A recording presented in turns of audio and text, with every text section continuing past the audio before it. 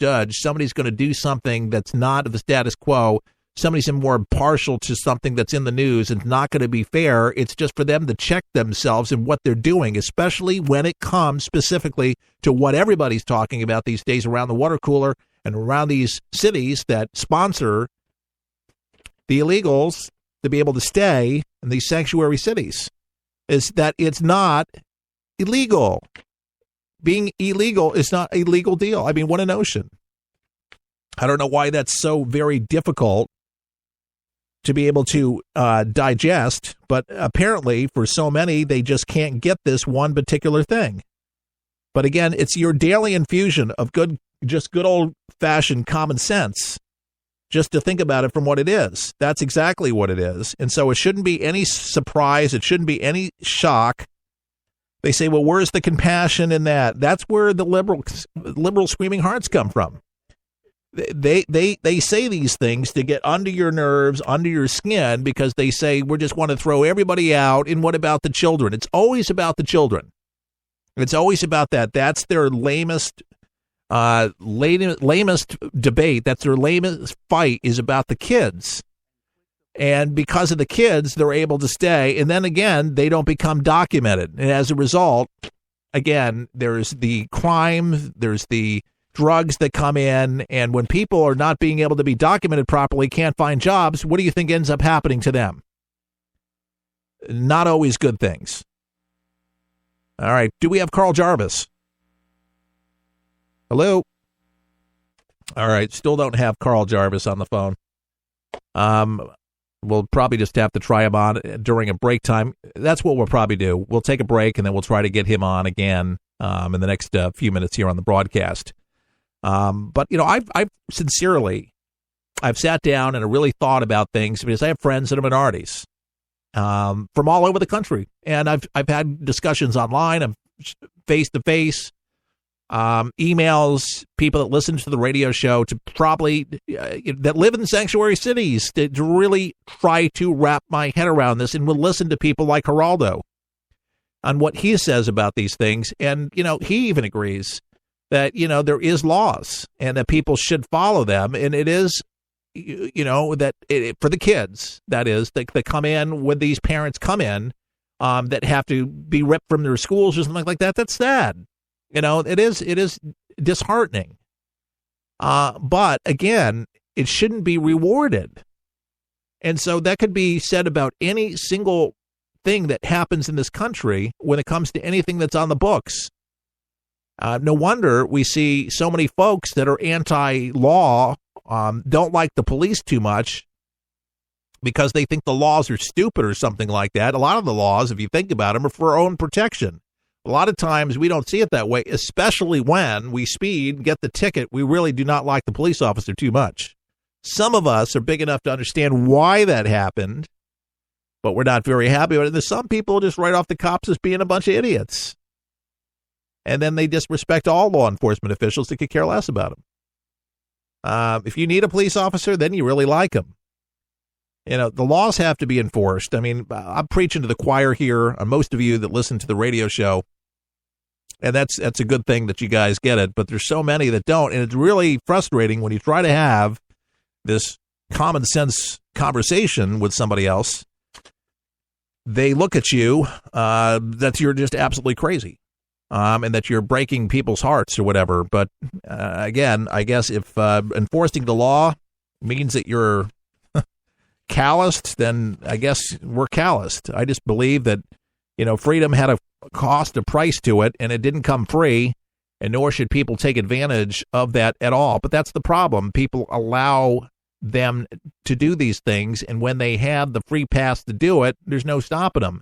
And that's why that all hell's fury is coming out all across the country with these protests and people doing what they do, even judges, even politicians, they're coming out and doing this. Yeah, Carl just said, are we still on? I've tried to call him, but his phone was busy, so I guess we'll just try to call him again live on the phone here. Let's see if we'll dial him up here. I got to shut the hybrid off. Are we still on? Absolutely. All right. We're not going to give you his phone number. I am dialing it manually as we speak. I've been trying to get a hold of him, and when we do, we will put him on the air. All right, should be dialing. Okay. You can't hear that on the other line, but Carl Jarvis, the suspense is killing you. It's killing me. The people are saying, what is Carl Jarvis going to say? We don't know what he's going to say. But what I can tell you, what I do know, is that the man loves the Constitution, loves our country, and I couldn't think of a better person to articulate immigration and what's going on in our cities across America when it comes to this very subject, and pick his brain about it. They are out in Texas because we know it's a huge state, and there's a lot of immigrants in Texas, and we're going to find out what's on his mind and on his heart about this, and then what he feels about some of Trump's picks when it comes to this, and let's see if he agrees on Trump on these decisions and some of these judges. So let's see if we can get Carl Jarvis on the line here. Carl, are you there? All right, we're still waiting for Carl Jarvis. All right, nothing yet. All right, so this is kind of embarrassing. You want to be in my seat? No, you don't want to be in my seat. Yeah, I got an intern here from USF looking at me like, oh my God, I wish I could help and bail you out. But once you learn how to do this, then you can do this on, yeah, exactly. And you can handle this, make the phone calls. And that'd be a lot easier for me. Yeah, where I can just run my mouth. Yeah, that's the way to go. Yeah, run my mouth, do the talking. So what we're going to do is we're going to take a break, and we're going to try to get Carl Jarvis on the air. So hang on, folks. We're going to make the necessary arrangements and hopefully the connections, and we'll talk to Carl Jarvis from Houston as we return coast to coast with the For the People broadcast and at forthepeopleshow.com on demand anytime. And do me a favor, folks. Thank the radio station that carries this broadcast. And another way to thank them is do business with the sponsors of this station.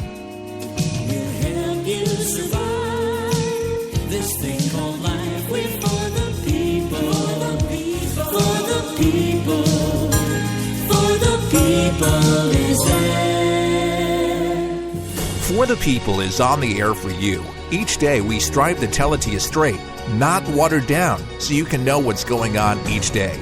Our show is different from many of the others on air. We're not afraid of the PC police, and we explain our position, at the same time understanding the left's position and what we can do to further a conservative agenda for America. For the People is listener-supported and relies on listeners like you to help us get the word out. So, if you like what we do and want to help For the People, sign up today at our website at forthepeopleshow.com. That's forthepeopleshow.com. Your support allows us to report the news fearlessly and guarantees our survival on the air. As a thank you, we'll send you our monthly newsletter with commentary and money-saving tips. Can we count on your support? Thank you for helping America. To become a For the People member, log on to forthepeopleshow.com. Now,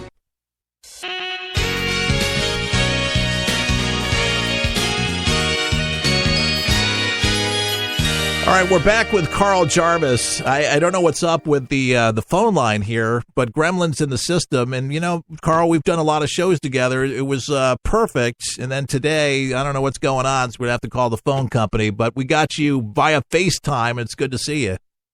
Good to see you too, Keith. All right, so are you traveling? What are you doing?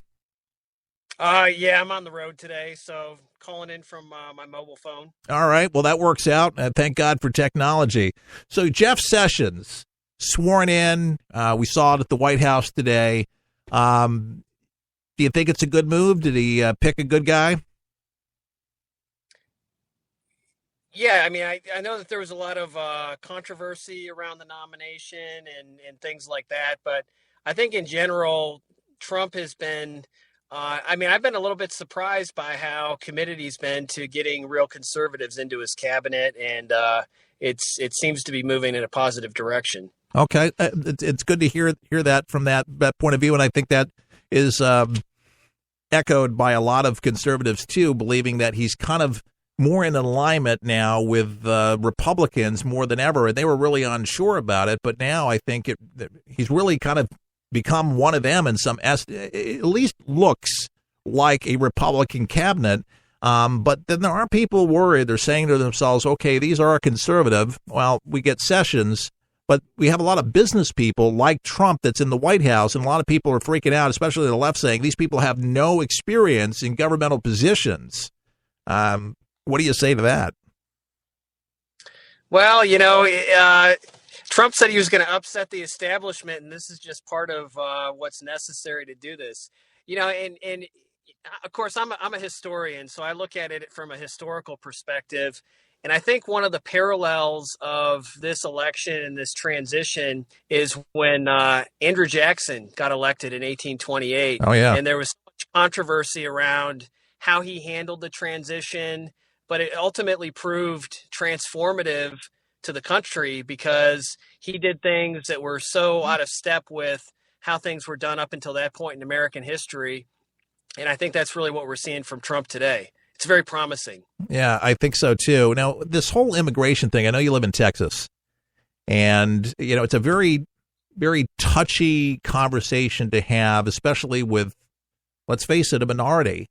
Have you spoke to minorities about this subject, and how do you do with the conversation?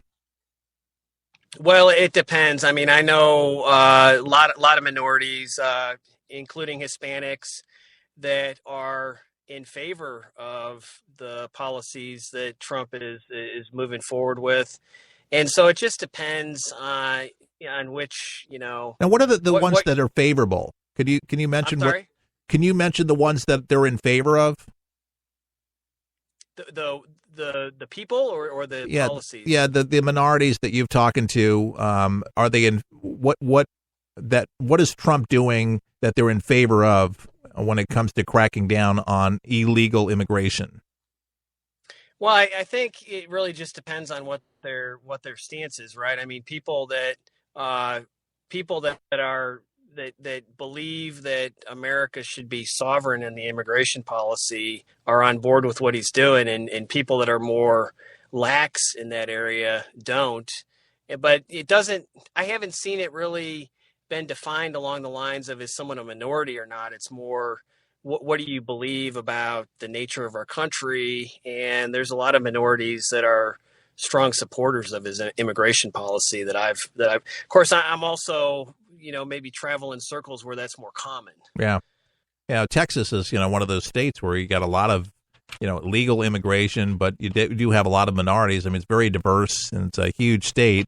And so I guess the point I'm making is I don't know if you can really draw the line at is someone a minority or not. It's more what do you believe about the nature of how that policy should work, and it's not quite as cut and dry from a lot of the folks I've talked to. Do you think Trump is on it with trying to crack down on illegal immigration? Do you think that hurts our country, or do you think personally it helps us?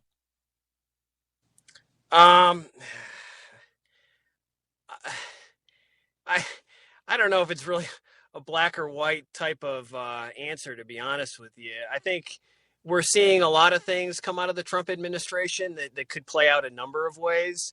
But I think in general, he's moving the country in a direction where we have more control over our own sovereignty, which is why people elected him, right? True.